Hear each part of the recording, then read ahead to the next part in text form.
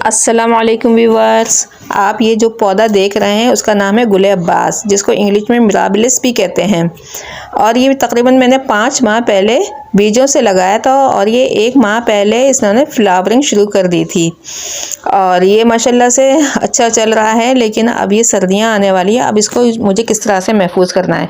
पिछले दफ़ा जो मैंने लगाया था, पिछले साल जो मैंने लगाया था, उसको मैं महफूज ना कर सकी थी और उसका स्टेम सड़ गल गया था और फिर बाद में मैंने जो ट्यूबर देखा तो उसका वो भी सड़ गल गया था। दरअसल इसको जो महफूज किया जाता है 3 तरीके से महफूज किया जाता है अगले साल के लिए। एक तो पौधे को महफूज किया जाता है कि पौधे को हम इतना कम पानी देते हैं कि इसकी जड़ें सड़ें गले नहीं।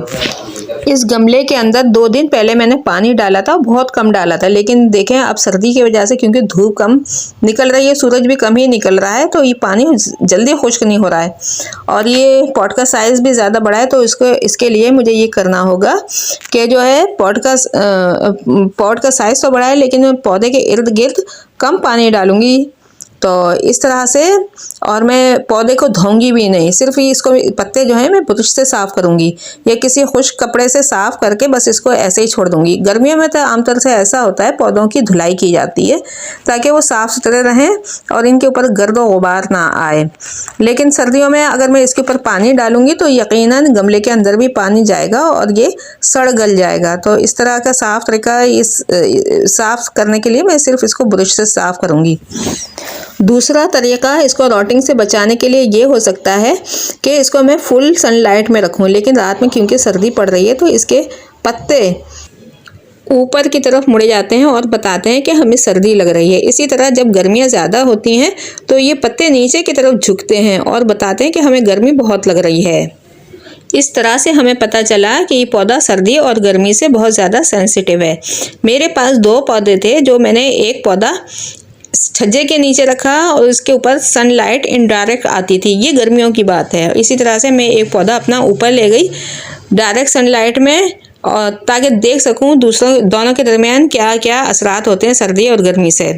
जो पौधा ओपन एयर में रखा था डायरेक्ट सनलाइट में आसमान के नीचे, तो देखें इसके पौधे के ऊपर क्या असरात आए। ये पौधा कदो कामत में इतना बड़ा नहीं हुआ जितना वो पौधा है दूसरा वाला जो छज्जे के नीचे है। इसके ऊपर फूल भी कम है और फूलों का साइज़ भी इसके ऊपर कम है। रोज़ाना मैं देखती हूँ इसके ऊपर कितने फूल खिले हैं, उसके ऊपर कितने फूल खिले हैं। इसके साइज़ है छोटा फूलों का और उसका बड़ा है।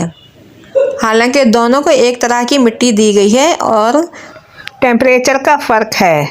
ये पौधा जो छज्जे के नीचे रखा हुआ है वो ज़्यादा तंदुरुस्त तवाना है और ज़्यादा हेल्दी है और इसके साइज़ भी कदो-कामत में ज़्यादा है और इसके ऊपर फूलों की तादाद भी ज़्यादा है और फूलों का साइज़ भी बड़ा है।